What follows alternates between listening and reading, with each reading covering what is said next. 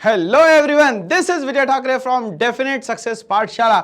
एक ऐसी पाठशाला, एक ऐसा प्लेटफॉर्म जहां पे नॉलेज एनरिचमेंट की बात होती है और रिजल्ट ओरिएंटेड वर्क होता है। दोस्तों, तो आज हम लोग बात करने वाले हैं पॉलिटिकल साइंस का चैप्टर नंबर 2। क्लास 9th के स्टूडेंट बहुत ध्यान से समझिएगा।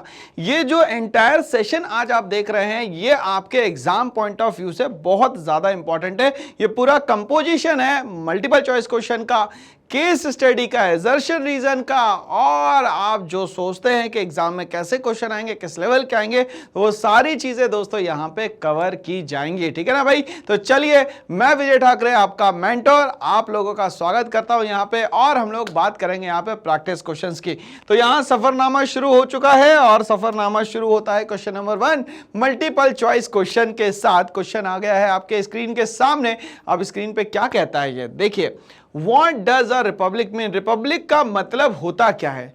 King has the power to decide. क्या रिपब्लिक का मतलब यह होता है कि किंग डिसाइड करेगा? सर, अगर किंग डिसाइड करेगा तो ये गवर्नमेंट जो है वो मोनार्कियल फॉर्म ऑफ गवर्नमेंट हो जाएगी। The head of the state is hereditary. ये भी कहीं ना कहीं बन जाएगी क्या? हेरिडिटरी होने के कारण बन जाएगी मोनार्की।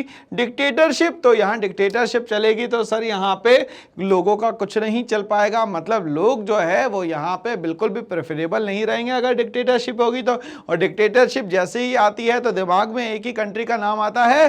क्या है नाम उसका? जर्मनी। ओके, चलिए, मतलब Adolf Hitler. Okay, the head of the state is an elected person and not a hereditary position. यहाँ पे head of the state जो है वो हमेशा एक elected person होगा और ये कभी भी क्या नहीं होगा दोस्तों, यहाँ पे ये hereditary position पे होगा। ठीक है, not a hereditary position। ठीक है, तो यहाँ पे रिपब्लिक का मतलब होता है कि जो भी head of the state person होगा वो हमेशा elected होगा, बट ये कभी भी hereditary नहीं होगा। तो आंसर क्या होगा दोस्तों? यहाँ पे फर्स्ट का डी आंसर होगा। ठीक है भाई, चलिए क्वेश्चन नंबर नेक्स्ट पे हम लोग आते हैं। क्या कहता है? Who framed Indian Constitution? Indian constitution को बनाने का काम किसने करा? क्या ऑर्डिनरी सिटीजन्स ने इसको मिलकर बनाया? क्या गवर्नर जनरल ऑफ इंडिया ने इसको मिलकर बनाया? क्या ब्रिटिश पार्लियामेंट ने बनाया या कॉन्स्टिट्यूएंट असेंबली ने बनाया? तो आपको याद है 9 दिसंबर 1946 को पहली बार कॉन्स्टिट्यूएंट असेंबली की मीटिंग होती है, जिसमें 9 दिसंबर को यहाँ पे प्रेसिडेंट बनाया जाता है सच्चिदानंद सिन्हा को, और फिर बनाया जाता है डॉक्टर राजेंद्र प्रसाद को 11 दिसंबर 1946 में। ठीक है भाई, 1949 26 नवंबर को ये कॉन्स्टिट्यूशन बन के तैयार हो जाता है। तो इंडियन कॉन्स्टिट्यूशन को बनाने का काम, फ्रेमिंग करने का काम कौन करता है? वो करता है दोस्तों यहाँ पे कॉन्स्टिट्यूएंट असेंबली। ठीक है भाई, चलिए आंसर क्लियर। यहाँ पे आगे बढ़ते हैं। नेक्स्ट क्वेश्चन आ रहा है हमारे सामने। When were election of the constituent assembly held? किस दिन यहाँ पे कॉन्स्टिट्यूशन बनाने के लिए यहाँ पे कॉन्स्टिट्यूएंट असेंबली का इलेक्शन होता है? जून 1946, जुलाई 1946, अगस्त 1946 या सितंबर 1946? आपको याद है दोस्तों यहाँ पे कि ये जो इलेक्शन है ये कब हुए थे? जून, जुलाई, अगस्त या सितंबर? तो हमें बताइए भाई कब हुए थे? तो हुए थे सर जुलाई 1946 में। और कॉन्स्टिट्यूशन के लिए बनाने के लिए इलेक्शन के बाद यहाँ कॉन्स्टिट्यूएंट असेंबली 9 दिसंबर 1946 को यहाँ से काम करना शुरू करती है। तो जुलाई 1946 में यहाँ पे इलेक्शन होता है। आगे बढ़ते हैं। President of constituent assembly was? President कौन थे इसमें से कॉन्स्टिट्यूएंट असेंबली के? क्या भीमराव अंबेडकर थे? क्या BN राव थे? क्या KM मुंशी थे? क्या राजेंद्र प्रसाद थे?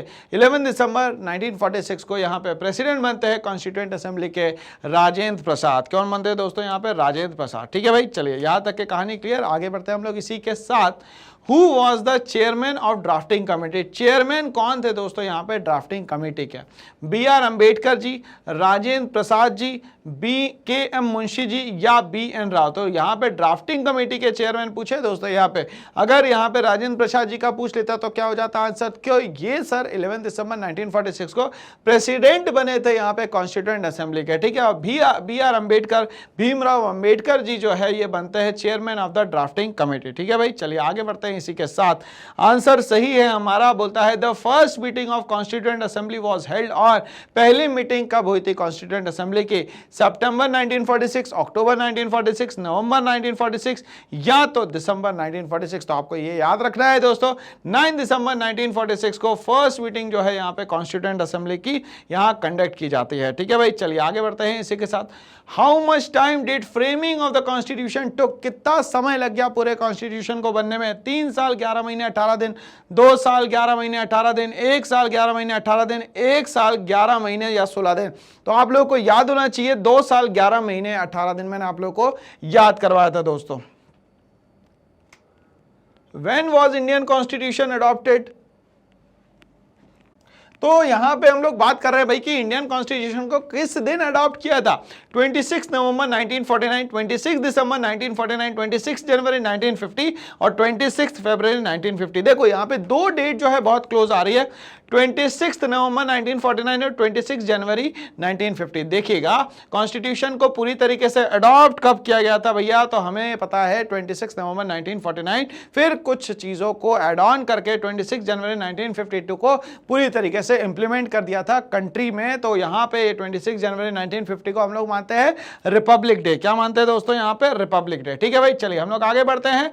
नेक्स्ट क्वेश्चन स्क्रीन पे आता है आपका, कहता है which article of the Indian constitution the procedure of amendment of constitution is mentioned. यहाँ पे कॉन्स्टिट्यूशन में अमेंडमेंट की बात हो रही है, जो कि हम लोगों ने सोर्सेस ऑफ इंडियन कॉन्स्टिट्यूशन में साउथ अफ्रीका से लिया था। साउथ अफ्रीका में कहा गया था कि ये जो कॉन्स्टिट्यूशन का बेसिक स्ट्रक्चर बन रहा है, इसमें हम लोग कुछ चीजों को ऐड ऑन करने की बात कर सकते हैं दोस्तों। तो ऐड ऑन करने की बात में हम लोग को ये याद रखना है कि आर्टिकल नंबर 368 में यहाँ पे इंडियन कॉन्स्टिट्यूशन में यहाँ पे अमेंडमेंट की बात की जाती है। तो आंसर क्या होगा दोस्तों यहाँ पे? आर्टिकल 368। ठीक है भाई, चलिए आगे बात करते हैं। When was the first amendment to the Indian constituent made? First amendment Indian constitution में कब हुआ था? 1950, 51, 52 या 53? तो आपको याद है 51 में यहाँ पे कॉन्स्टिट्यूशन में फर्स्ट अमेंडमेंट यहाँ पे करवाया जाता है। ठीक है भाई, चलिए आगे बढ़ते हैं इसी के साथ। To which country does Nelson Mandela belong? आप लोगों को याद है पूरा साउथ अफ्रीका की हम लोगों ने कहानी साउथ अफ्रीकन कॉन्स्टिट्यूशन से समझी थी, और ये साउथ अफ्रीका के ही एक्टिव लीडर आगे चल के प्रेसिडेंट बनते हैं। उनका नाम था यहाँ पे नेल्सन मंडेला। क्या नाम था दोस्तों यहाँ पे? Nelson Mandela. कहाँ के थे? साउथ अफ्रीका के। ठीक है भाई, चलिए यहां तक के क्लियर कहानी, आगे बढ़ते हैं। सिस्टम ऑफ अपार्थाइड मतलब कलर के बेसिस पे अगर डिस्क्रिमिनेशन किया जाए किसी से तो उसको कहते हैं हम लोग यहाँ पे apartheid system. Was prevalent in which country? Ghana, India, Gold Coast और साउथ अफ्रीका। तो अपार्थाइड सिस्टम जो है वो यहाँ पे चलता था सिर्फ और सिर्फ यहाँ पे साउथ अफ्रीका में। सेग्रीगेशन भी याद रखना है कि व्हाइट्स और ब्लैक्स के बीच में यहाँ पे सोसाइटी में जो डिफरेंस क्रिएट किया गया, that is known as segregation. यहाँ पे अपार्थाइड सिस्टम ऑप्ट किया गया था यहाँ पे साउथ अफ्रीका में। ठीक है भाई, चलिए आगे बढ़ते हैं। What is the full form of the ANC? African national Congress. ठीक है भाई, Asian national Congress, African national Congress, African national contest या अफ्रीकन अमेरिकन नेशनल कांग्रेस। आपको याद है साउथ अफ्रीका की कहानी है, तो इसको बोलेंगे अफ्रीकन नेशनल कांग्रेस। ठीक है भाई, चलिए कहानी यहाँ तक के क्लियर। तो आंसर बताओ भाई जल्दी से। African national Congress is the correct answer. चलिए आगे बढ़ते हैं। Who was the president of constituent assembly? कौन प्रेसिडेंट बना दोस्तों यहाँ पे कॉन्स्टिट्यूएंट असेंबली का? डॉक्टर राजेंद्र प्रसाद, डॉक्टर भीमराव अंबेडकर या श्री BN राव या तो महात्मा गांधी? तो चलिए भैया आंसर बता दो जल्दी से। डॉक्टर राजेंद्र प्रसाद जो थे 11 दिसंबर 1946 को बनते हैं president of the constituent assembly. 9 दिसंबर को जो प्रेसिडेंट बनते हैं उनका नाम था क्या दोस्तों? यहाँ पे आप लोगों को याद होगा, उनका नाम था क्या? सच्चिदानंद सिन्हा। ठीक है भाई, यहाँ पे कंफ्यूज मत होना दोस्तों एग्जाम में। Constituent assembly was elected by provincial assembly, ordinary citizen, governor general या तो ब्रिटिश पार्लियामेंट। तो कॉन्स्टिट्यूएंट असेंबली इलेक्ट करने वाले जो लोग थे उसको हम लोग कहते थे गवर्नर जनरल। कौन थे भैया यहाँ पे? Governor general. ठीक है भाई, चलिए इसी के साथ हम लोग यहाँ पे आगे बढ़ेंगे।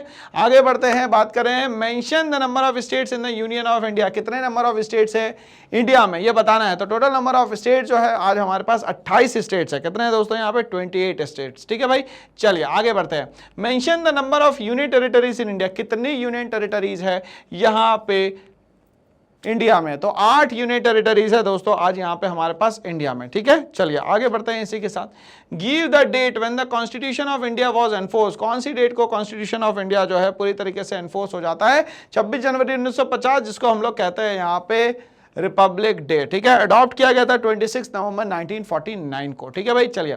Who was elected as the president of the Constituent Assembly? पहली बार यहाँ पे Constituent Assembly का यहाँ पे प्रेसिडेंट किसको यहाँ पे इलेक्ट किया गया था? वो थे डॉक्टर राजेंद्र प्रसाद, 11 दिसंबर 1946। ठीक है भाई, चलिए। Name the chairman of the drafting committee who drafted the constitution. Doctor Bhimrao Ambedkar is the correct answer. ठीक है भाई, चलिए आगे बढ़ते हैं इसी के साथ।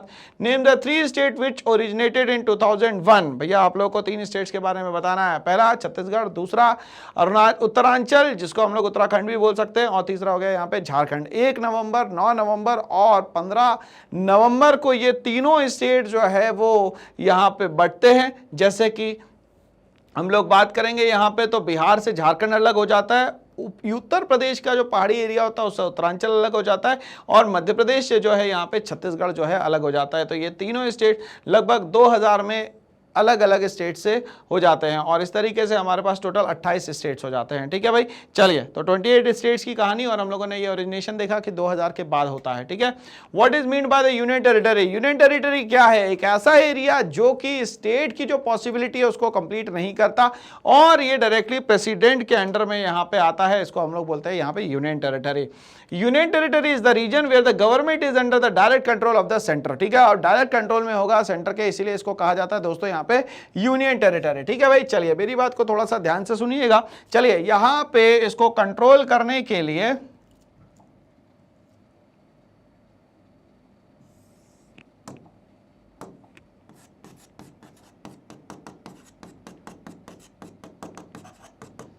प्रेसिडेंट अपॉइंट करते हैं एम्बेसडर। एम्बेसडर यहां पे आज 5 यूनियन टेरिटरीज में काम कर रहे हैं। या तो वहां अपॉइंट किए जाते हैं लेफ्टिनेंट गवर्नर। इस लेफ्टिनेंट गवर्नर की अगर हम लोग बात करें तो ये 3 अलग अलग यहां पे यूनियन टेरिटरीज में है। पहला हो गया दोस्तों जम्मू एंड कश्मीर, दूसरा हो गया यहां पे पुडुचेरी, और तीसरा दोस्तों यहां पे हो जाता है एनसीआर, मतलब दिल्ली। इन तीनों को ही यहां पे पार्शियल स्टेटहुड मिला हुआ है, और साथ ही साथ यहां पे चीफ मिनिस्टर भी रहेगा, उसका भी इलेक्शन होगा, और साथ में लेफ्टिनेंट गवर्नर भी होगा। ठीक है भाई, चलिए तो ये बात यहां पे याद रखिएगा। ठीक है, तो कहानी क्लियर कि क्या होता है यूनियन टेरिटरी। जो सेंट्रल के डायरेक्टली कंट्रोल में होता है उसको बोलते हैं हम लोग union territory. For how many days this the constituent assembly meet? कितने दिनों के लिए कॉन्स्टिट्यूएंट असेंबली जो है वो यहाँ पे मिलती है? तो लगभग यहाँ पे कॉन्स्टिट्यूएंट असेंबली जो है लगभग 114 दिनों के लिए यहाँ पे मिलती है। ठीक है भाई, चलिए आगे बात करते हैं। What time was taken in making of the constitution? Constitution को बनाने में कितना समय लग गया है टोटल मिला के? तो हम लोगों को याद है सर 2 साल 11 महीने और 18 दिन में टोटल कॉन्स्टिट्यूशन बन के हमारा तैयार हो जाता है। What tyre constitution is called a living document? किसको हम लोग यहाँ पे लिविंग डॉक्यूमेंट कहते हैं? तो दोस्तों आपको पता है the constitution is called as a living document because it has the scope of continuous development. इसमें हमेशा हम लोग क्या कर सकते हैं? कंटिन्यूअस डेवलपमेंट कर सकते हैं according to the needs, aspiration and the expectation of the people. तो यहाँ पे लोगों की नीड्स मतलब जरूरत के हिसाब से और यहाँ पे एक्सपेक्टेशंस के हिसाब से सारे के सारे यहाँ पे कॉन्स्टिट्यूशन में यहाँ पे लिविंग डॉक्यूमेंट के सिस्टम बनाया गया है। इसीलिए कॉन्स्टिट्यूशन को हम लोग यहाँ पे एक तरीके से यहाँ पे लिविंग डॉक्यूमेंट कहते हैं। तो आगे बढ़ते हैं दोस्तों, अब हम लोग यहाँ पे आ जाते हैं यहाँ पे प्रैक्टिस क्वेश्चंस के शॉर्ट क्वेश्चन के फॉर्म में, जो लगभग आपके पास आने वाले हैं 3 से 4 मार्क्स में। तो इसमें सबसे पहला क्वेश्चन जो आ रहा है, क्वेश्चन को हम लोग समझेंगे, एनालाइज करेंगे, देन उसके आंसर पे यहाँ पे अप्रोच करेंगे। तो सबसे पहला क्वेश्चन शॉर्ट क्वेश्चन में आता है आपके पास, how were the number of seats allocated to the states? यहाँ पे नंबर ऑफ सीट्स किस तरीके से एलोकेट की जाती है दोस्तों, ये हम लोगों से यहाँ से पूछा गया है। ठीक है भाई, चलिए, बट यहाँ पे एलोकेशन का मतलब किस तरीके से पूछना चाह रहा है दोस्तों यहाँ पे, तो ध्यान से समझिएगा कि अगर ये एलोकेशन ऑफ सीट्स की बात करता है स्टेट्स में, तो यहां पे ये पूछना चाह रहा है कॉन्स्टिट्यूएंसीज के बारे में।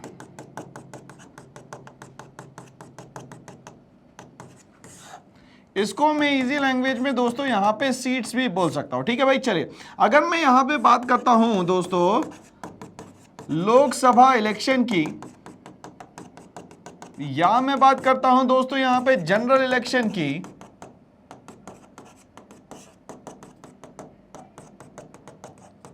तो यहां पे टोटल नंबर ऑफ सीट्स जो है वो है 552। ठीक है भाई, चलिए कितनी सीट्स है, मतलब इंडिया को लगभग 552 सीट्स में बांटा गया है। ठीक है, जिसको प्योरली मैं 3 पार्ट्स में डिवाइड करूंगा दोस्तों। पहला जो हो गया वो हो गया 530 फॉर द स्टेट्स, फिर यहां पे 20 सीट जो है वो आ जाती है यूनियन टेरिटरीज की, और जो 2 सीट बचती है ये आ जाती है दोस्तों एंग्लो इंडियंस की।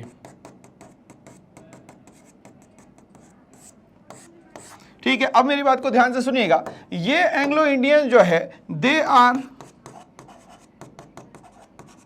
Nominated by president of India.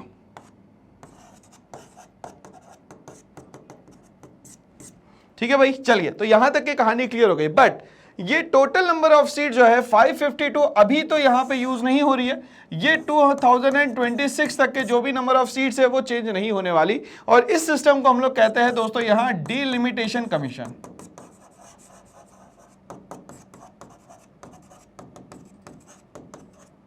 तो डिलिमिटेशन कमीशन के हिसाब से अगर यहां पे देखा जाए तो करंटली जो हमारे पास नंबर ऑफ सीट्स है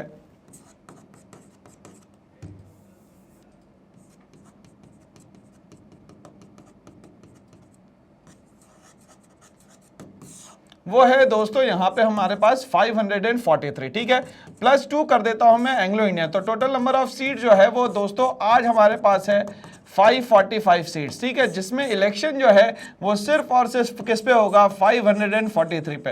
तो इस बार का 2024 का जो इलेक्शन हुआ था वो 543 सीट्स पे यहाँ पे हुआ था। ठीक है भाई, चलिए अब मेजॉरिटी के लिए लगभग यहाँ पे आपको 272 सीट से क्या करना है दोस्तों, यहाँ पे ज्यादा लाना है। ठीक है भाई, चलिए अब यहाँ पे ये जो सीट्स का एलोकेशन है वो किस बेसिस पे होता है, ये हम लोगों ने constituency seats, Lok Sabha election, general election और डिलिमिटेशन कमीशन तो समझ लिया, मगर यहाँ पे ये जो सीट्स है किस तरीके से एलोकेट होगी, तो ये इनका मेन जो प्रोपेगेंडा रहेगा वो रहेगा दोस्तों यहाँ पे पॉपुलेशन। तो पॉपुलेशन के रेशियो के हिसाब से जो है यहाँ पे सीट्स का एलोकेशन होगा। जैसे पॉपुलेशन मान लेते हैं फॉर एग्जांपल उत्तर प्रदेश की 25 करोड़ है, तो 25 करोड़ पॉपुलेशन होने के कारण यहाँ पे लोकसभा सीट जो है वो आज इनके पास 80 सीट्स है। कितनी है दोस्तों, तो सबसे ज्यादा सीट्स किसके पास है, तो सर उत्तर प्रदेश के पास है, just because of the population conditions. ठीक है भाई, चलिए तो पॉपुलेशन कंडीशंस के हिसाब से ही हमेशा क्या होता है, सीट्स का एलोकेशन होता है। यहां तक के कहानी क्लियर हो गई दोस्तों।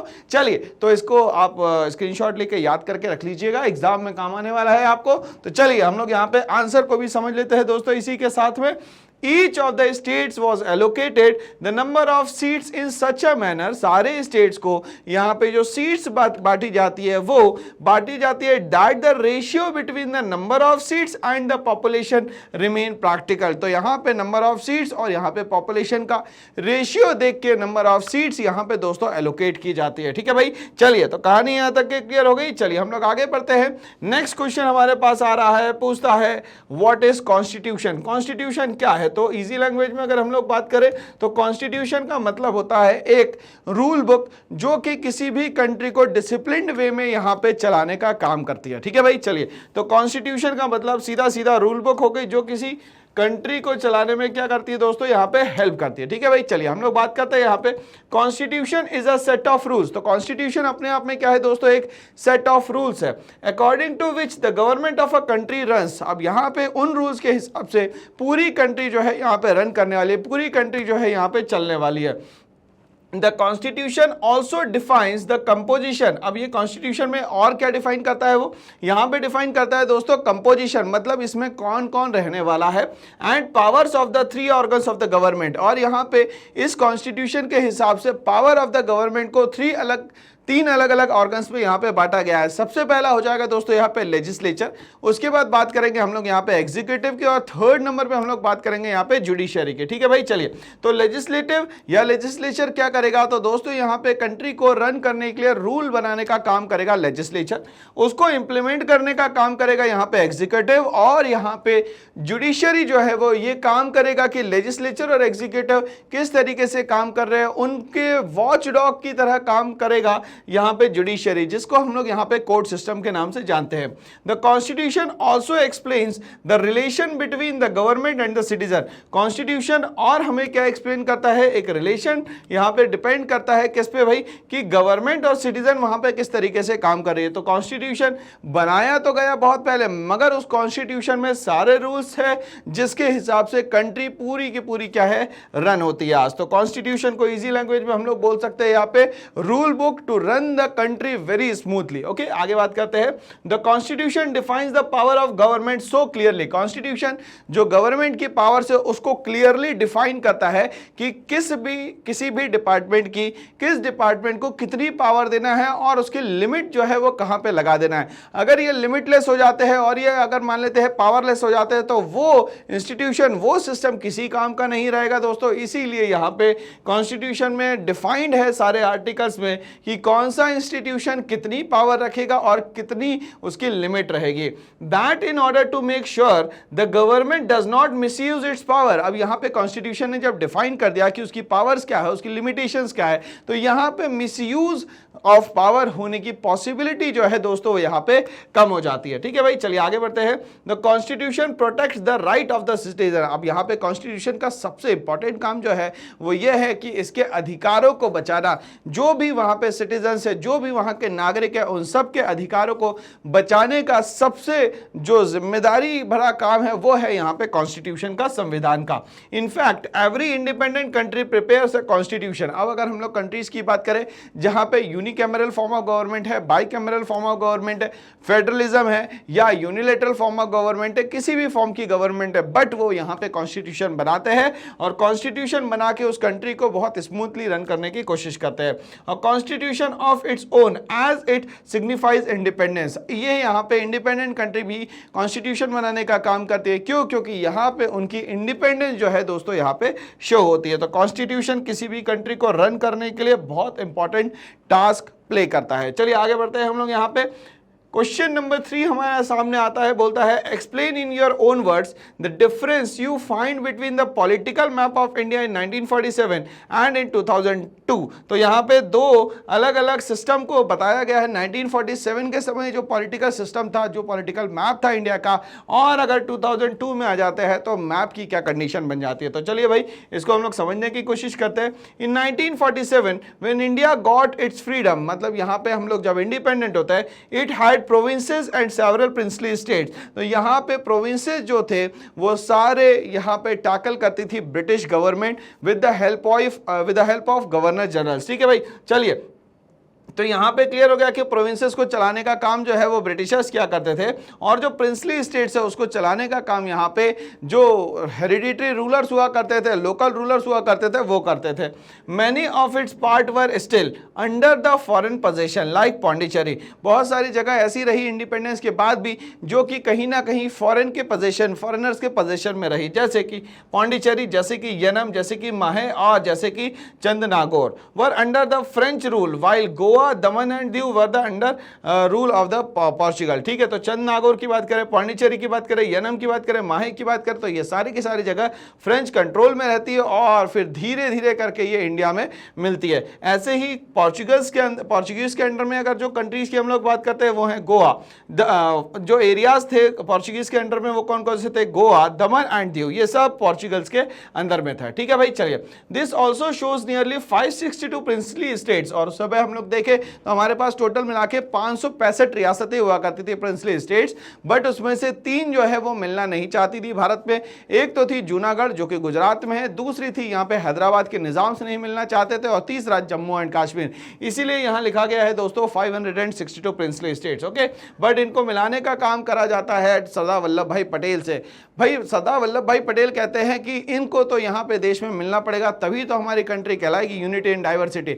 और ये पूरा सिस्टम करने के कारण ही उनकी यहाँ पे स्टैचू बनती है, स्टैचू ऑफ लिबर्टी, जो कि है गुजरात में। ठीक है भाई, चलिए the political map of India in 2002। अब यहाँ पे 2002 में जब हम लोग पॉलिटिकल मैप की बात करते हैं, this map shows the present political condition. अब यहाँ पे ये जो प्रेजेंट पॉलिटिकल कंडीशन है ऑफ इंडिया की वो किस तरीके से बताता है। हैविंग 28 स्टेट्स, तो 28 स्टेट्स है आज, 8 यूनियन टेरिटरी आज हमारे पास, और in the present day of India there is no foreign territory. और हमारे यहाँ आज बात करें तो किसी भी तरीके की कोई भी फॉरेन टेरिटरी नहीं है। तो 1947 के मैप में अगर हम लोग देखें तो फ्रेंच और पोर्चुगीज के कुछ जगह थी, मगर ये सारी की सारी इंडिया में मिल जाती है। और फाइनली यहाँ पे 2002 में देखा जाए तो आज हमारे पास स्टेट रीऑर्गेनाइजेशन कमीशन के थ्रू, जो कि 1956 में बनता है, उसके थ्रू यहाँ पे 2002 में 28 स्टेट्स और 8 यूनियन टेरिटरी दोस्तों हमारे पास है। ठीक है भाई, चलिए आगे बढ़ते हैं हम लोग इसी के साथ।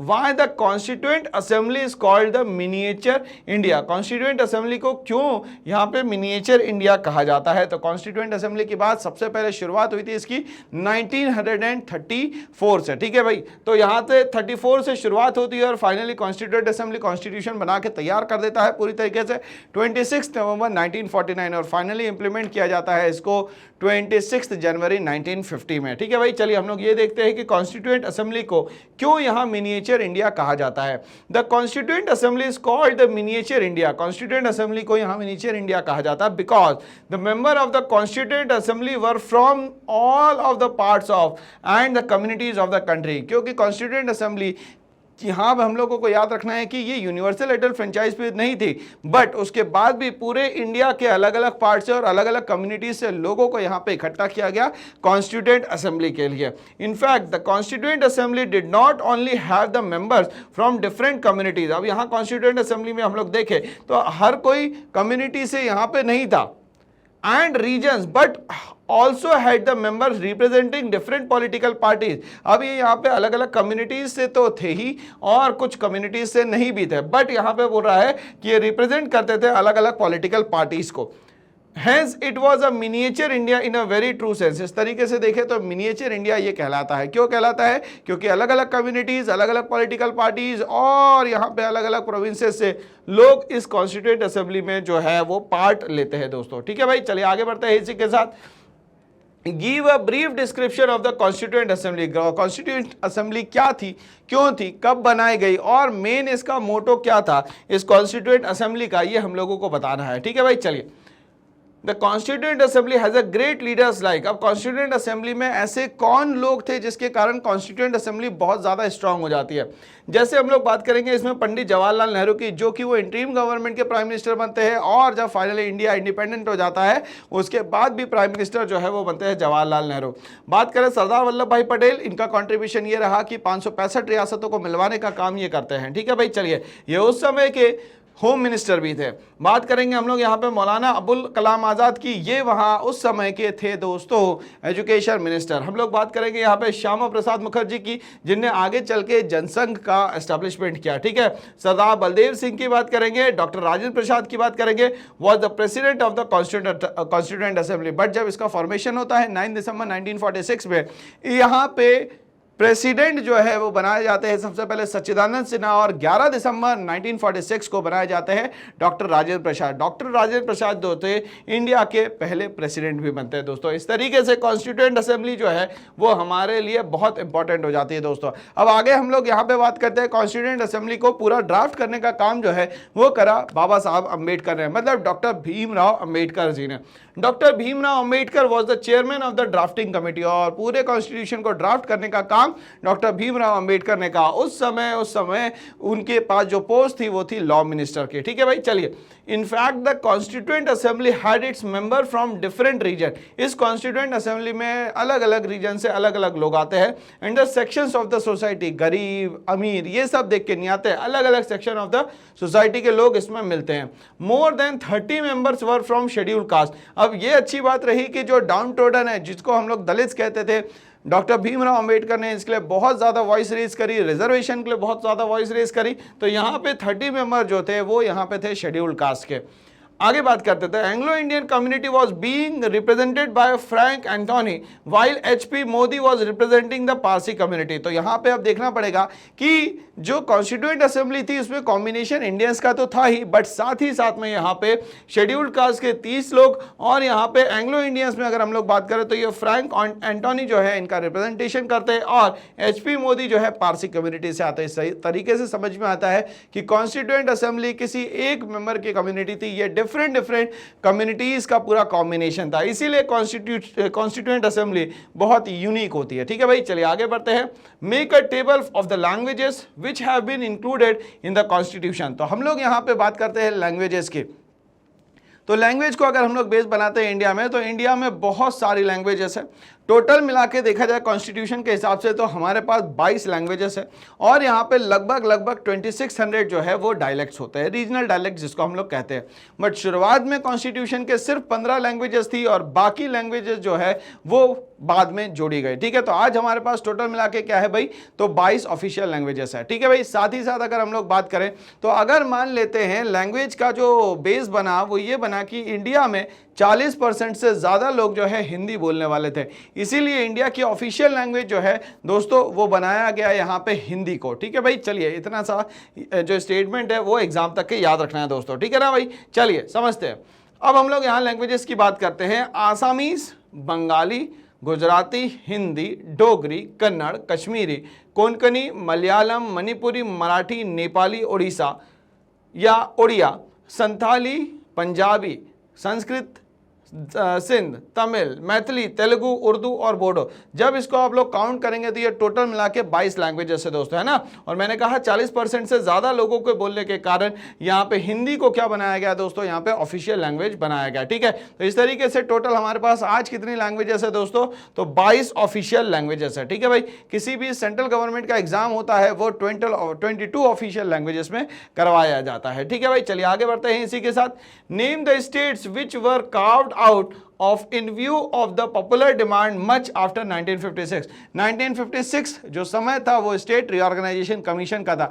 उसके बाद कौन कौन से स्टेट कंटिन्यूअसली अलग होते हुए चले गए और इंडिपेंडेंट स्टेट्स बनते चले गए। चलिए अब हम लोग उसकी बात करते हैं यहाँ पे। ठीक है भाई, चलिए। In 1956, the states of India were reorganized for the first time। ठीक है, तो 1956 में सबसे पहली बार यहाँ पे स्टेट रीऑर्गेनाइजेशन कमीशन बनाया गया। But several states were carved out in view of the popular demands. और बहुत सारे स्टेट जो है कहीं ना कहीं नए बनना यहाँ पे शुरू होता है। जैसे कि हम लोग बात कर रहे हैं यहाँ पे, these states are Gujarat, after that Nagaland, after that Haryana, after that Mizoram. उसके बाद हम लोग बात करेंगे यहाँ पे हिमाचल प्रदेश की, फिर हम बात करेंगे यहाँ पे मणिपुर की, फिर बात करेंगे हम लोग यहाँ पे मेघालय की, हम लोग बात करेंगे अरुणाचल प्रदेश की, फिर हम लोग बात करेंगे यहाँ पे त्रिपुरा की, फिर हम लोग बात करेंगे यहाँ पे गोवा की, छत्तीसगढ़ की, झारखंड की, उत्तराखंड की। ये सारे जो स्टेट्स हैं 1956 के बाद बनते हैं दोस्तों। यहाँ पे तो याद रखना है हम लोगों को, यहाँ पे 1956 के बाद बहुत सारे हमारे पास यहाँ पे स्टेट्स बनते हैं। ठीक है भाई, चलिए हम लोग बात करते हैं यहाँ पे लॉन्ग क्वेश्चंस की, जो लगभग आपके एग्जाम में आने वाला है 5 मार्क्स का। अब ये 5 मार्क्स का क्वेश्चन है तो दोस्तों इस क्वेश्चन का आंसर जो है पूरी तरीके से डिटेल्ड फॉर्म में आपके पास होना चाहिए। ठीक है भाई, चलिए हम लोग समझते हैं what is the basic structure of the constitution. Constitution का सबसे बेसिक स्ट्रक्चर क्या है, तो हमें यह पता है कि सर कॉन्स्टिट्यूशन का बेसिक स्ट्रक्चर जो है वो कहीं ना कहीं रिलेटेड है दोस्तों किससे, याद रखिएगा, रूल्स से। ठीक है भाई, तो कॉन्स्टिट्यूशन का सीधा मतलब होता है रूल्स जो कि कंट्री को बहुत ही स्मूथली चलाने का काम करे, उसको हम लोग बोलते हैं दोस्तों यहाँ पे कॉन्स्टिट्यूशन। ठीक है भाई, चलिए समझते हैं। The constitution of India does not describe as what is the basic structure of the constitution. अब यहाँ कॉन्स्टिट्यूशन जो है बेसिक स्ट्रक्चर पूरी तरीके से कॉन्स्टिट्यूशन का नहीं समझा पाएगा, but the supreme court has done it. मगर यहाँ सुप्रीम कोर्ट ने इसको पूरी तरीके से स्ट्रक्चरली जो है वो यहाँ पे समझाया। The basic structure of the constitution is as follows, every provision of the constitution is essential. अब यहाँ पे बेसिक स्ट्रक्चर में सबसे पहला पॉइंट जो रखा गया वो ये रखा गया कि हर एक चीज जो है वो बहुत ज्यादा जरूरी है। हर एक जो प्रोविजन बनाया गया है कॉन्स्टिट्यूशन में वो बहुत ज्यादा जरूरी है। Otherwise it would not have been put in the constitution. अगर मान लेते वो जरूरी नहीं होता तो यहाँ पे ये कॉन्स्टिट्यूशन में आता ही नहीं। अगर जरूरी है तभी कॉन्स्टिट्यूशन में आया है दोस्तों यहाँ पे। This is true, but this does not place every provision of the constitution in the same position। but यहाँ पे जितनी भी बातें करी गई है वो सारी की सारी सेम लेवल पे कॉन्स्टिट्यूशन में नहीं है। कुछ जो है उसका लेवल थोड़ा सा बड़ा है और कुछ लेवल जो है वो यहाँ पे कम है। ठीक है, जैसे कि हम लोग बात करें स्टेट्स की, तो जम्मू एंड कश्मीर को स्पेशल प्रेफरेंस दिया गया, but rest of the states को स्पेशल प्रेफरेंस नहीं दिया गया। उसी तरीके से कॉन्स्टिट्यूशन में बहुत सारी जो चीज़ें दी गई है, कुछ जो है स्पेशल प्रेफरेंस पे दी गई है और कुछ जो है स्पेशल प्रेफरेंस पे नहीं दी गई है। The true position is that every provision of the constitution can be amended provided the basic foundation. अब यहाँ पे कॉन्स्टिट्यूशन में जो भी चीज़ें अमेंडेड करेंगे उसमें बेसिक स्ट्रक्चर को हमेशा ध्यान में रखते हुए आगे बढ़ना होगा। And structure of the constitution remains the same. अब यहाँ पे कोई भी अमेंडमेंट होता है आर्टिकल नंबर 368 से, बट यहाँ बेसिक स्ट्रक्चर जो है कॉन्स्टिट्यूशन का वो रिमेन सेम होना चाहिए, हमेशा क्या होना चाहिए, सेम होना चाहिए। ठीक है भाई, चलिए समझते हैं।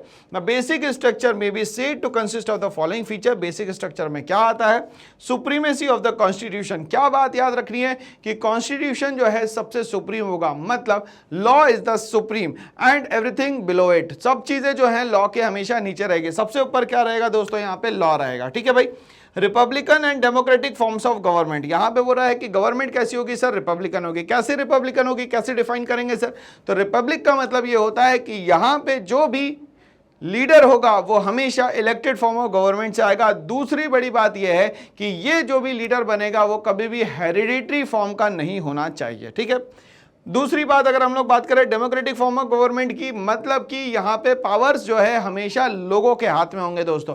लोग डिसाइड करेंगे कि कौन सी सरकार बनेगी, कौन हमारा लीडर बनेगा, कौन प्राइम मिनिस्टर बनेगा, कौन हमारा यहाँ पे चीफ मिनिस्टर बनेगा। तो every power is in the hands of the people of that country और द नेशन पीपल। ठीक है भाई, चलिए secular character of the constitution. हम लोगों ने यहाँ पे कहा कि हमारे कॉन्स्टिट्यूशन में किसी भी धर्म को हम लोग ऑफिशियल नहीं मानते, मतलब there is no official religion in the constitution. यहाँ पे सारे ही जो धर्म है उसको हम लोग यहाँ पे इक्वल मानते हैं। इसीलिए ध्यान से सुनिएगा दोस्तों, हमारी जो कॉन्स्टिट्यूशन है उसमें टर्म यूज किया गया दोस्तों यहाँ पे सेक्युलर। ठीक है भाई, चलिए आगे बढ़ते हैं। Separation of powers between the legislature, executive and the judiciary.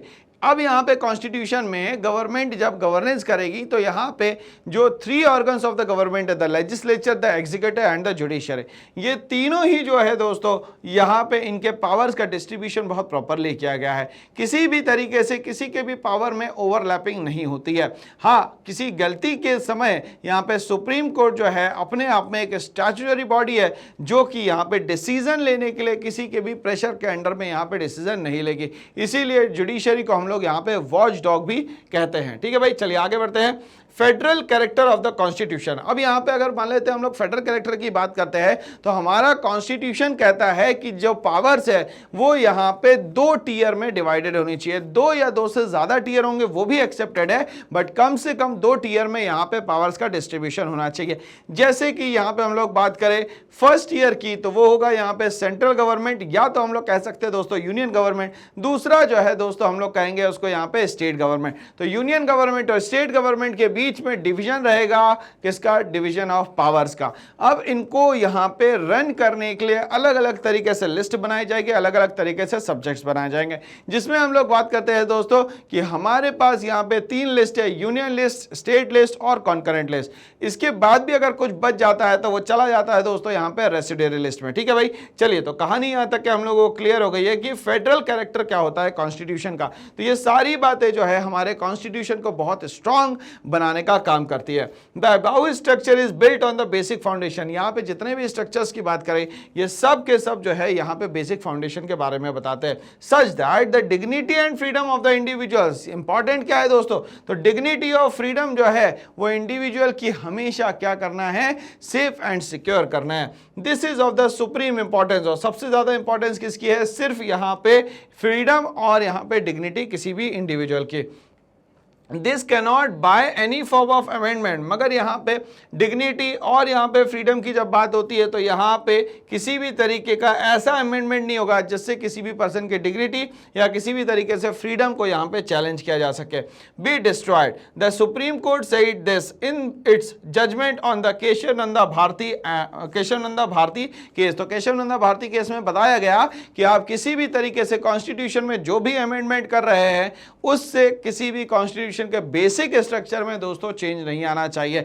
यह सबसे इंपॉर्टेंट बात करी गई। तो केशव नंदा भारती केस में बताया गया कि बेसिक स्ट्रक्चर जो है कॉन्स्टिट्यूशन का वो चेंज नहीं होगा, भले ही किसी भी तरीके से इसमें क्या हो जाए, अमेंडमेंट हो जाए। ठीक है भाई, चलिए आगे बढ़ते हैं। यहाँ पे explain terms such as sovereign, democratic and republic. तो तीनों टर्म को हम लोग को बताना है। हम लोग इजी लैंग्वेज में अगर बात करें तो हमारी कंट्री एक सोवियरन कंट्री है, मतलब डिसीजन लेने के लिए इधर इट इज इंटरनल डिसीजन, इधर इट इज एक्सटर्नल डिसीजन। ये सारे डिसीजन जो है वो हम लोग यहाँ पे खुद लेंगे, किसी भी प्रेशर में आके हम लोग एक्सटर्नल प्रेशर में आके अब यहाँ पे डिसीजन नहीं लेंगे। डेमोक्रेटिक का मतलब होता है वी द पीपल, मतलब हम जो भारत के नागरिक है हम डिसाइड करेंगे कि यहाँ सरकार कैसी होनी चाहिए, हम डिसाइड करेंगे कि हमारा लीडर कौन होना चाहिए, हम डिसाइड करेंगे कि हमारा प्राइम मिनिस्टर और हमारा यहाँ पे चीफ मिनिस्टर कौन होगा। तो हम उस पर्टिकुलर पार्टी को वोट देंगे जहाँ पे हमारा पर्सन, हमारा कैंडिडेट जो है नॉमिनेशन भरता है। तो इस तरीके से हम लोग बात करते हैं डेमोक्रेटिक कंट्री की। हम लोग बात करेंगे रिपब्लिक। रिपब्लिक का मतलब होता है कि एक ऐसी कंट्री, एक ऐसा सिस्टम जहाँ पे, इतनी सी बात रखिएगा, जहां पे जो रूलर होगा वो हमेशा इलेक्टेड होगा। दूसरी सबसे बड़ी बात, इलेक्टेड होने के साथ साथ ये जो पर्सन होगा यहाँ पे सीट पे कभी भी हेरिडिटरी रूलर जो है यहाँ पे नहीं आ सकता। ठीक है भाई, चलिए आगे बढ़ते हैं। यहाँ पे the constitution proclaimed India to be a sovereign democratic republic. Constitution ये बताता है कि हमारी कंट्री जो है वो सोवियरन, डेमोक्रेटिक एंड रिपब्लिक है।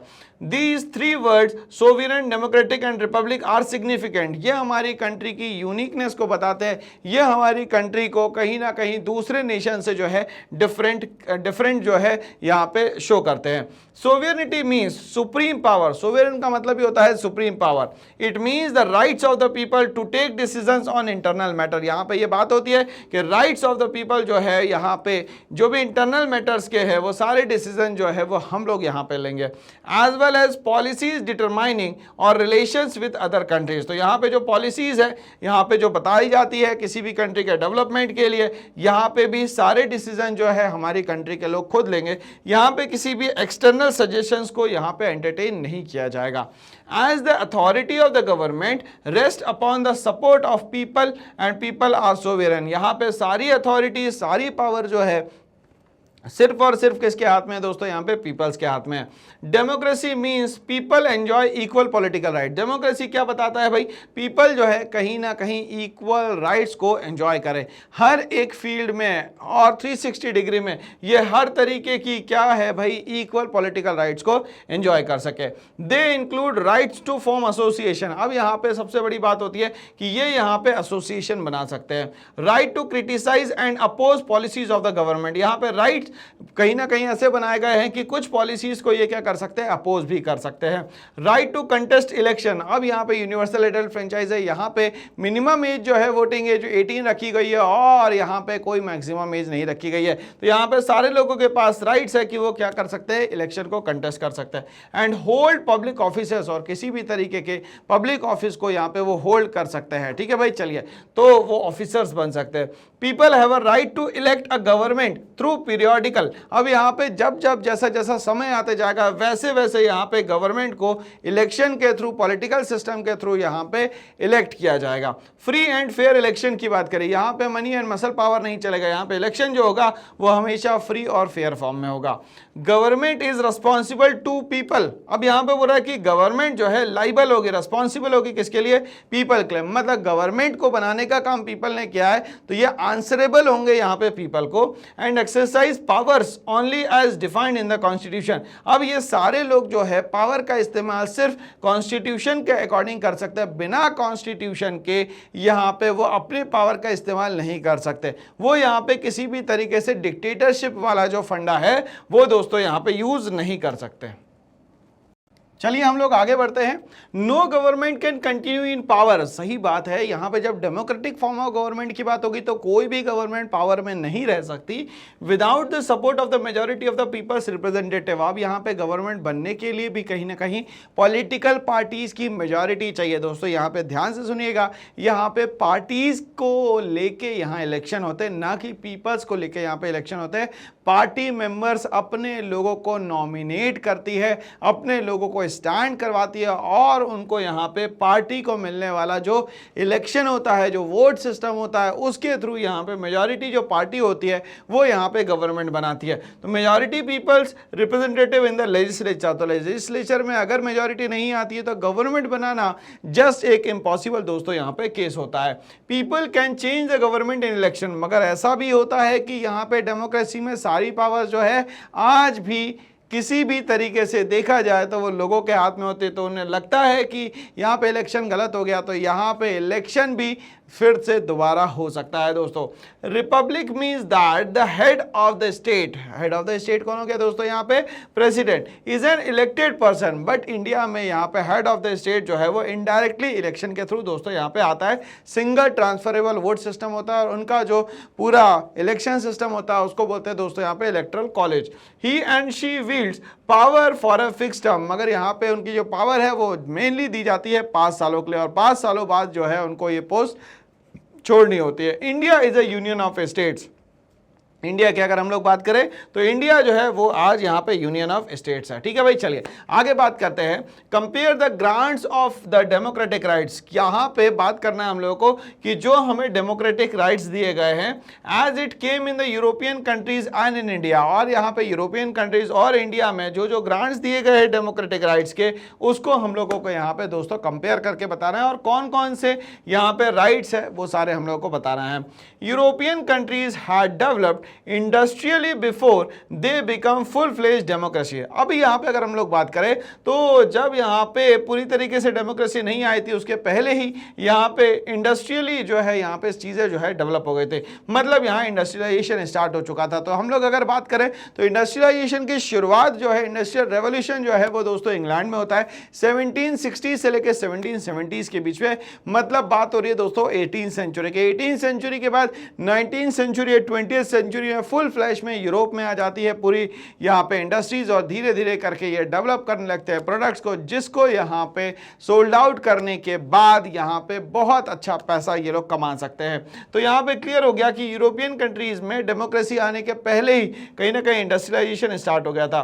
But in India democracy came before any such substantial industrial development. ठीक है, तो यहाँ पे बात करें अगर इंडिया में, तो इंडिया में जो डेमोक्रेसी है वो सब्सटेंशियल इंडस्ट्रियल डेवलपमेंट के बाद आई। मतलब देखा जाए तो हमारी कंट्री जो है आज़ाद हो जाती है 15 अगस्त 1947, मगर इंडस्ट्रियल सिस्टम जो है वो हमारे सेकेंड 5 ईयर प्लान मतलब 1956 से दोस्तों यहाँ पे स्टार्ट होता है।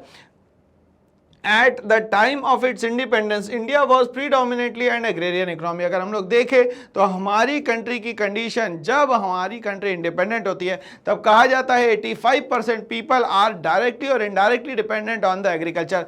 That's why Indian economy is known as the agrarian economy. इसीलिए इंडियन इकोनॉमी को हम लोग कहते हैं यहाँ पे agrarian economy. Illiteracy was widespread, सबसे बड़ी प्रॉब्लम ये थी कि हमारे यहाँ कोई एजुकेशन सिस्टम नहीं था, इसीलिए इलिटरेसी जो थी यहाँ पे वाइड स्प्रेड मतलब फैली हुई थी।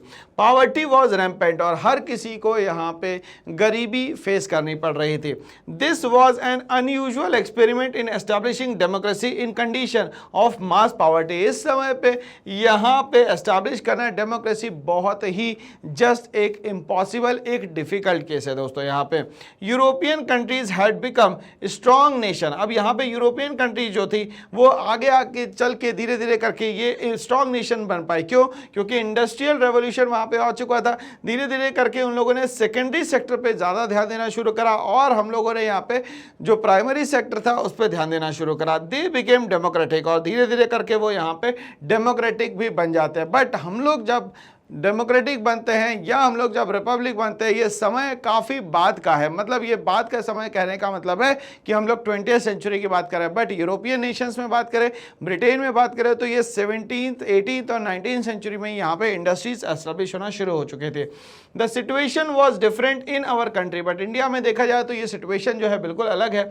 The task of building the nation in real sense started after we become a democracy. अब यहाँ पे बात करें हम लोग बिल्डिंग द नेशन की, की तो यहाँ पे रियल सेंस में जो डेमोक्रेसी है वो इंडिपेंडेंस के बाद ही देखने को मिलती है। क्यों? क्योंकि 1947 के पहले हम लोग बात करें 1857 तक के, तो प्योर फॉर्म ऑफ गवर्नेंस जो है वो ब्रिटिशर्स के हाथ में था।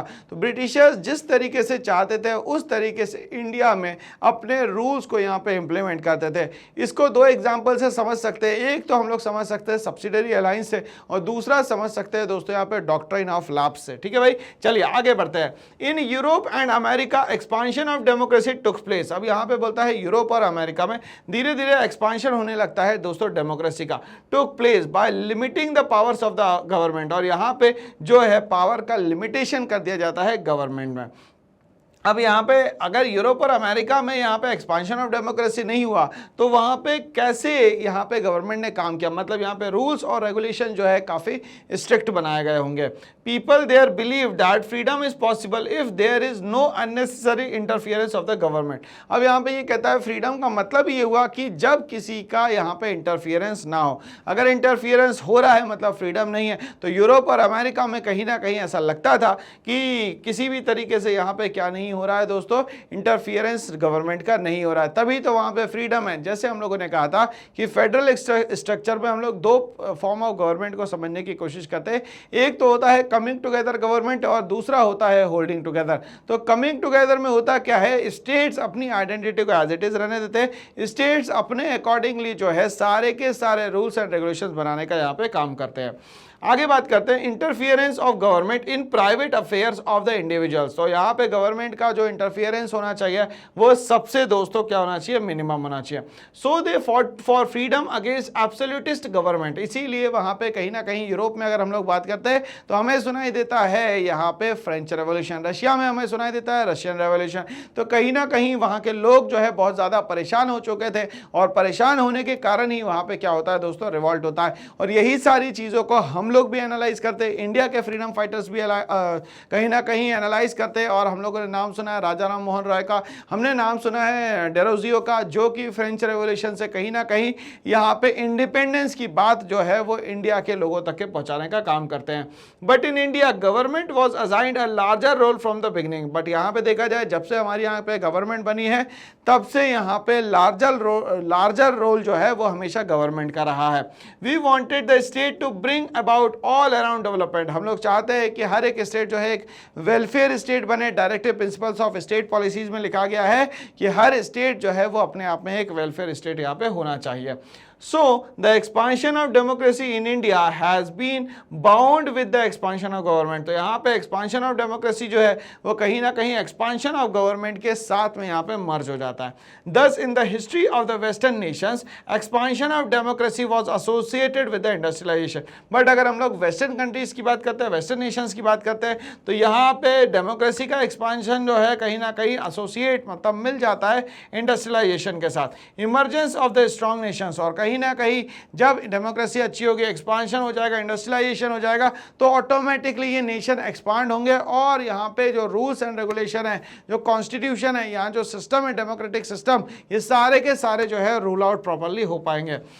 Nations militant struggles for voting rights and limiting the governmental powers. और यहाँ पे अब जो फाइट्स होती है मतलब कि मिलिट्री डिक्टेटरशिप होती है, ये धीरे धीरे करके देखना जो है नेशंस में कम हो जाएगा। बट यहाँ पे अगर मान लेते हैं गवर्नमेंट पावरफुल नहीं रही तो यहाँ मिलिट्री डिक्टेटरशिप आने के चांसेस बहुत ज़्यादा हो जाते हैं दोस्तों। Those countries went through these stages one after the other over a period of 200 years। तो लगभग देखा जाता है कि लगभग 200 सालों तक के ब्रिटिशर्स ने जो है हर एक कंट्री को लगभग गुलाम बनाया। कहा जाता है कि 200 कंट्रीज जो थी वो कहीं ना कहीं कॉलोनियल पीपल के अंडर में थी, मतलब कॉलोनाइज सिस्टम वहाँ पे इम्प्लीमेंट कर दिया गया था। But in India democracy had to address these issues all at the same time. मगर यहाँ पे डेमोक्रेसी के साथ भी चैलेंज यही था कि जब हमारी कंट्री आज़ाद हुई तभी हमारे यहाँ डेमोक्रेसी की भी प्रॉब्लम जो है वो स्टार्ट होना शुरू हो जाती है। The country has to industrially developed. अब यहाँ पे कंट्री को क्या करना पड़ेगा, हमें इंडस्ट्रियली डेवलप करना पड़ेगा। Build a nation and national government. और यहाँ पे बोल रहा है कि यहाँ पे नेशन एक तो हमें अच्छा करना है और एक बेहतर से बेहतर गवर्नमेंट हमें बनानी है। Transform social relation and meet the basic needs of the people. और कहीं ना कहीं हम लोग बात करेंगे यहाँ पे कि लोगों की जो बेसिक नीड्स है कॉन्स्टिट्यूशन में ये भी इंप्लीमेंट होना चाहिए, गवर्नमेंट को ये भी याद होना चाहिए कि जो बेसिक नीड्स है यहाँ पे लोगों की वो फुलफिल होना सबसे जरूरी है। The Indian state had to simultaneously pursue these, और यहाँ पे इंडियन स्टेट के जितने भी लोग थे वो सभी स्टेट्स में ये कहीं ना कहीं साइमल्टेनियसली इसको अडॉप्ट करते हुए चलते थे। Goals is the democratic framework, और ये मेन गोल हुआ करता था डेमोक्रेटिक फ्रेमवर्क का। चलिए अब हम लोग मूव करते हैं, क्वेश्चन नंबर 4 आ गया है हमारे सामने। बहुत इंपॉर्टेंट क्वेश्चन है दोस्तों ये यहाँ पे, और स्टेट की पॉलिसीज की बात करी गई है। Write a brief note on the directives principles of the state policy. हर एक स्टेट जो है एक वेलफेयर स्टेट बनेगा, यहां से हमें कहानी जो है पता चलती है दोस्तों। तो चलिए हम लोग बात करते हैं यहाँ पे। The constitution prescribed certain guidelines for government in making policies. तो यहाँ पे कॉन्स्टिट्यूशन जो है, संविधान जो है, ये बताता है हमें कि बहुत सारी गाइडलाइंस जो है और बहुत सारी गाइडलाइंस जो है वो गवर्नमेंट फॉलो करते हुए क्या करती है, पॉलिसीज बनाती है, जिसमें directive principles of state policies जो है एक अहम भूमिका निभाता है, एक इंपॉर्टेंट रोल प्ले करता है। These are called as the directive principles of the state policy, और ये पॉलिसी को हम लोग जानते हैं डीपीएसपी के नाम से। Their objective is to secure a social order. इनका मेन ऑब्जेक्टिव जो होता है वो यहाँ पे सोशल ऑर्डर को यहाँ पे मेनली यहाँ पे उसको रोल आउट करना होता है। मतलब यहाँ पे सोसाइटी में जो सोशल सिस्टम होता है, मतलब समाज का जो सिस्टम होता है, उसके लिए इसका इस्तेमाल ज़्यादा किया जाता है। Which promotes the welfare of the people, और यहाँ पे सबसे ज़्यादा जो फोकस किया जाएगा वो सिर्फ और सिर्फ किया जाएगा promotion of the welfare of the people. कोशिश करेंगे कि प्रमोट द वेलफेयर, वेलफेयर का मतलब है लोगों के लिए कितना अच्छा कितना बेहतर कर सकते हैं, वो सारी बातें जो है यहाँ पे की जाएगी। For example the state should take steps for securing and adequate means of livelihood to all citizen, जिसमें सबसे अच्छा एग्जाम्पल दिया कि हर एक स्टेट जो है यहाँ पे कोशिश करे कि हर एक पर्सन के रहने की जो है व्यवस्था यहाँ पे बन जाए, वहाँ पे रहने के साथ साथ उसके जॉब की व्यवस्था बन जाए। मतलब बेसिक नेसेसिटीज ऑफ लाइफ जो है, फूड क्लोथिंग शेल्टर जो है वो उसको यहाँ पे मिल जाए, और यहाँ पे एम्प्लॉयमेंट अगर मिल जाए तो और भी बेहतर रहेगा। तो डीपीएसपी का मेन काम जो है वेलफेयर ऑफ द सोसाइटी है। The ownership and control of the material resources of the nation are to be distributed in such a way, यहाँ पे जो मालिकाना हक है और यहाँ पे जो भी रिसोर्सेस है उन सब का डिस्ट्रीब्यूशन कुछ इस तरीके से बेहतर तरीके से हो, to secure the common good, मतलब जिसमें सबका यहाँ पे फायदा हो सके।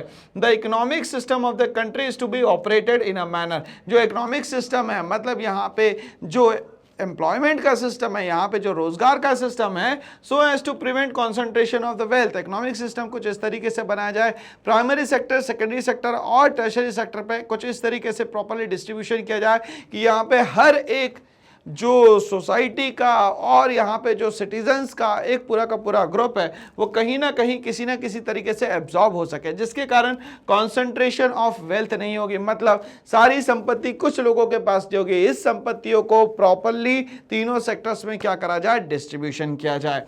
Man and women shall receive equal pay for equal work, यहाँ पे किसी भी तरीके से वेजेस के फॉर्म में डिस्क्रिमिनेशन ना हो। मेंस और वुमेन्स को अगर इक्वल वर्क कर रहे हैं, इक्वल टाइम दे रहे हैं, तो उनको यहाँ पे भी इक्वल मिलना चाहिए। फ्री एंड कंपलसरी एजुकेशन की बात करें यहाँ पे, जैसा कि आज हम लोग बात करते हैं राइट टू एजुकेशन की, shall be provided to all childrens. यहाँ पे जितने भी लोग, जितने भी चिल्ड्रंस हैं उन सबको यहाँ पे राइट टू एजुकेशन में 6 to 14 ईयर्स का जो भी चिल्ड्रन है उसको यहाँ पे एजुकेशन मिलनी ही चाहिए किसी भी तरीके से। ये एलिमेंट्री एजुकेशन है, क्योंकि child labour shall be eliminated. तो ये सारे बच्चे जो 14 साल से कम की उम्र के हैं किसी भी हैजार्डस इंडस्ट्री में यहाँ पे एम्प्लॉयमेंट में ना रखे जाए। The principles of socialism and Gandhian ideals are incorporated in these directive principles, और ये यहाँ पे गांधीयन आइडियोलॉजी और यहाँ पे डायरेक्टिव प्रिंसिपल्स में सबसे ज्यादा फोकस यही सारी बातों पे किया गया दोस्तों। तो चलिए हम लोग आगे बढ़ते हैं, बात करते हैं who propose the objective resolution, for what did it stands. ये ऑब्जेक्टिव रेजोल्यूशन किसने रखा और इसका मतलब क्या था। तो ऑब्जेक्टिव रेजोल्यूशन रखने का काम करते हैं जवाहरलाल नेहरू, जो कि हमारे फर्स्ट प्राइम मिनिस्टर भी थे। The objective resolution was proposed by Pandit Jawaharlal Nehru on 13 December 1946. 13 दिसंबर 1946 को ये ऑब्जेक्टिव रेजोल्यूशन रखे गए। चलिए मेरी बात को ध्यान से सुनिएगा। 9 दिसंबर 1946 को यहाँ पे कॉन्स्टिट्यूएंट असेंबली के फर्स्ट प्रेसिडेंट जो है सच्चिदानंद सिन्हा को यहाँ पे इलेक्ट किया जाता है। उसके बाद डॉक्टर राजेंद्र प्रसाद आते हैं जो 11 दिसंबर को आते हैं, और 13 दिसंबर 1946 को 1946 को यहाँ पे ऑब्जेक्टिव रेजोल्यूशन लेके आते हैं Jawaharlal Nehru. It was passed on 22 जनवरी 1947, और अगले साल ये पास होता है 22 जनवरी 1947। Objective resolution was in fact a document which contained the main objective of framing of the new constitution for India. तो यहाँ पे ऑब्जेक्टिव रेजोल्यूशन का मतलब ये है कि यहाँ पे क्या क्या चीजें होनी चाहिए, ये सारी बातें जो है 13 दिसंबर 1946 से लेके 22 जनवरी 1947 तक के पूरी क्लियर हो गई, और किस कॉन्स्टिट्यूशन में क्या क्या चीज़ें होंगी ये सारी बातें जो है ऑब्जेक्टिव रेजोल्यूशन में यहाँ पे रखी गई। The objective resolution stood for the following objective. क्या क्या मेन ऑब्जेक्टिव्स थे यहाँ पे? The objective resolution dealt with the fundamentals, मतलब बेसिक चीज़ों से बिल्कुल रिलेटेड होगा, which were commonly held and had been accepted by the people. यहाँ पे सारी चीज़ें इतनी बेसिक होगी, यहाँ पे सारे लोग जो भी हैं वो हर चीजों को यहां पे इजीली एक्सेप्ट कर पाए, not by force by choice यहां पे इन सब चीजों को एक्सेप्ट किया जाए। The resolution states that it is our firm and solemn resolve to have a sovereign republic. तो हम लोग यहाँ पे ऐसी कंट्री की बात करें जो कि प्योरली सोवियरन और प्योरली क्या हो, रिपब्लिक हो। It stands for a free India that can be nothing but a republic. यहाँ पे बात हो रही है फ्री इंडिया की, और बात हो रही है कि यहाँ पे कंट्री जो है पूरी तरीके से क्या होगी भाई, रिपब्लिक भी होगी। ठीक है, तो मतलब फ्रीडम मतलब इंडिपेंडेंट भी होगी और दूसरा रिपब्लिक भी होगी। It declared that union would be an independent sovereign republic, और यूनियन मतलब यूनियन ऑफ स्टेट जो पूरी की पूरी कंट्री है वो यहां पे इंडिपेंडेंट सोवियरन रिपब्लिक होगी। and it would be comprised of automatic units of the British and princely states with the residuary powers। तो यहाँ पे हम लोग जब प्रोविंसेस की बात करते तो प्रोविंसेस को टैकल करने का काम जो है वो ब्रिटिशर्स करते थे, और यहाँ पे प्रिंसली स्टेट्स को यहाँ पे टैकल करने का काम जो है वो रूलर्स किया करते थे। It ensures that the ideas of social, political and economical democracy would be guarantee to all the sections of the people. यहाँ पे ये बात क्लियर है कि सोशल, पॉलिटिकल और इकोनॉमिकल डेमोक्रेसी की बात करें अगर, तो ये सारी चीजें हम लोगों को एज ए गारंटीड फॉर्म में मिलनी चाहिए। ये सारे ही sections of the society, sections of the people को यहाँ पे इक्वली दोस्तों डिस्ट्रीब्यूट होने चाहिए। It also ensures that an adequate safeguard would be provided for minorities, और यहाँ माइनॉरिटीज को सेफगार्ड करने के लिए जैसे हम लोग बात करते हैं रिजर्वेशन के 84 सीट्स और 47 seats are reserve for the SC and ST candidate, इसी तरीके से ओबीसी की भी बात करी गई है लोकसभा में अब। और अगर लोकल सेल्फ गवर्नमेंट में बात करें तो 33% सीट जो है अभी भी वुमेन्स के लिए रिजर्व्ड है दोस्तों। तो ये एक बहुत बड़ा अनोखा प्रयोग है, और यहाँ हमारी जो कॉन्स्टिट्यूशन है वो माइनॉरिटीज की भी यहाँ पे बात करती है। And the backward communities and the areas, जो बैकवर्ड कम्युनिटी और जो एरिया के लोग हैं उन सब की यहाँ पे बात की जाती है। It also guaranteed that the people of India would be given the freedom of thought, और यहाँ पे ये कहा जाता है कि फ्रीडम मिलना चाहिए। किसका मिलना चाहिए सर? सबसे पहले थॉट का मिलना चाहिए, वोकेशन का मिलना चाहिए, बोलने की स्वतंत्रता, एसोसिएशन ग्रुप बनाने की स्वतंत्रता, but without any arms. Arms के साथ में आपको यहाँ पे क्या नहीं करना है, एसोसिएशन नहीं बनाना है। Expression, belief, faith, worship and in law and the morality. और अगर आपने प्रियम्बल पढ़ा है तो ये सारी बातें जो है वो प्रियम्बल में भी हम लोगों को देखने को यहाँ पे मिलती है। तो चलिए हम लोग आगे बढ़ते हैं। इसी के साथ सफरनामा में हम लोग आगे आ चुके हैं असर्शन और रीजंस पे। इस असर्शन और रीजन में दो बातें की जाएगी और इन बातों के हिसाब से हम लोग को इसके आंसर्स देना है। जैसे The white rulers treated all non-whites as inferior, तो जो white rulers थे, जितने भी non-whites थे, उनको सभी लोगों को ये inferior मानते थे। बिल्कुल सही बात है। The white rulers divided the people and labeled them on the basis of their skin color, और white rulers जो है यहाँ पे लोगों को skin color के बेसिस पे यहाँ पे डिस्क्रिमिनेट करते थे, और कहीं ना कहीं इनको blacks कहा जाता था या तो colored people यहाँ पे कहा जाता था। तो दोनों ही बात जो है भैया 100% सही कही गई है। Both A and R are correct and R is the correct explanation of A, तो दोनों ही बात जो है 100% दोस्तों यहाँ पे सही की गई है। भाई चलिए आगे बढ़ते हैं। इसी के साथ आंसर हमारा सही है। नेक्स्ट क्वेश्चन हमारे सामने आता है, बोलता है the constitution of a country is a set of return rules. Constitution हमारी कंट्री का जो है वो रिटर्न सेट रूल्स है। बिल्कुल सही बात है। क्यों है दोस्तों, ध्यान से समझिएगा। ये इसीलिए सही है, क्यों? क्योंकि सबसे बड़ा जो कॉन्स्टिट्यूशन वो है ब्रिटेन का, बट वो ओरल फॉर्म में, और इंडिया का जो है वो सबसे लॉन्गेस्ट कॉन्स्टिट्यूशन है मगर रिटर्न फॉर्म में। ठीक है भाई, तो यहाँ पे हमारा कॉन्स्टिट्यूशन जो है रिटर्न फॉर्म में है। Okay, that are accepted by all the people living in a country. और यहाँ पे जितने भी लोग यहाँ पे रह रहे हैं वो सारे लोग इस बात को यहाँ पे एक्सेप्ट करते हैं।